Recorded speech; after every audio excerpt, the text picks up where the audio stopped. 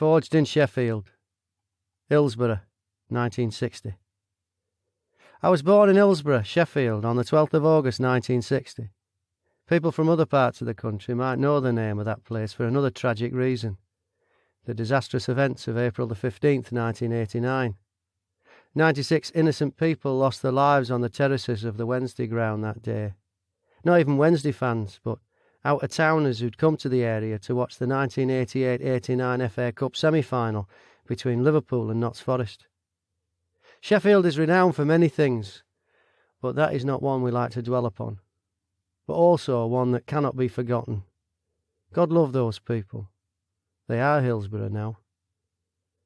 I was brought up in Jordanthorpe, a lowly suburb of Sheffield, and a close-knit breeding ground for the miners and employees of the area's steel industry. A happy-go-lucky place of sorts, but one that bore the full brunt of the eventual economic turn-down of both those industries. I was the youngest of 4 siblings, and, like an excitable little puppy, the terrier of the pack. The pack being made up of my 2 older brothers, Peter and William, a.k.a. our Billy, and my sister Anne. We were just another regular little Sheffield working-class family. Peter was born in 1942, and my sister Anne 5 years later, in 1947. Both a fair bit older than me, and both now with families of their own. Then along came my brother Billy, born in 1957. He was severely disabled, but a character nonetheless. What he lacked in mobility, he made up for in charisma. He was later to become the namesake of my own firstborn son, funnily enough called Billy, which was also my father's name. Where Clyde came from, who knows? I broke the mould in many ways.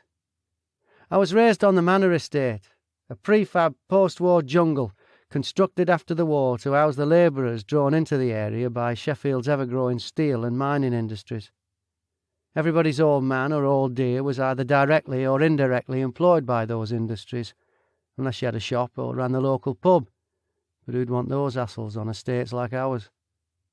I was the son of the local coil man, William Broughton, or Billy, as he was known by those who knew him. He was a stereotypical type, turning up home every night with a sooty face after a hard day's slog, while my mum, his darling wife Anne, maiden name Selvin, remained the archetypal housewife, making sure my old man was well looked after a hard day on the road lugging 50-kilo sacks around the local estates. These health and safety types wouldn't let you lift half of that these days. Never mind the long hours he worked to ensure our extended family was taken care of. My mother Anne was a housewife, just a few years younger than my old man, and they got on just fine. Home life was good. She'd had my sister out of wedlock a few years before they'd met, so they put my mum in a workhouse. That's what they used to do back in those days. Sounds like something out of the history books now, but in reality, it wasn't all that long ago, really. It makes you realise how pointlessly brutal some of the old ways were. I guess they had their reasons. Restrictions to allow the system to work. But life could be pretty harsh for people like my mum. Playing the woman of the house's role with 4 kids in tow, one of whom was severely disabled and another forever raising hell, her life couldn't have been easy. I bet just from chasing me around the house all day she'd have been as knackered as my dad was lugging coal sacks around the estate. Women were as big a cog in the system as anyone else back then. It just wasn't acknowledged as such. That woman deserved medals, just like the ones my father earned in the war. But back then, things were different. My dad was born in 1914, and upon leaving school went straight into the army in 1939. York and Lance was his regiment. He was a Chindit, fighting the Japs in Burma, Africa and Egypt, etc.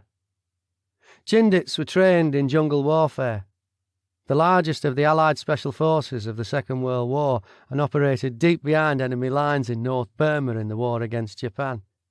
For many months they lived in and fought the enemy in the jungles of Japanese-occupied Burma, relying on airdrops for their supplies. To be a Chindit, you had to be trained in guerrilla warfare. Their modus operandi was to sneak up on their adversary and strangle them,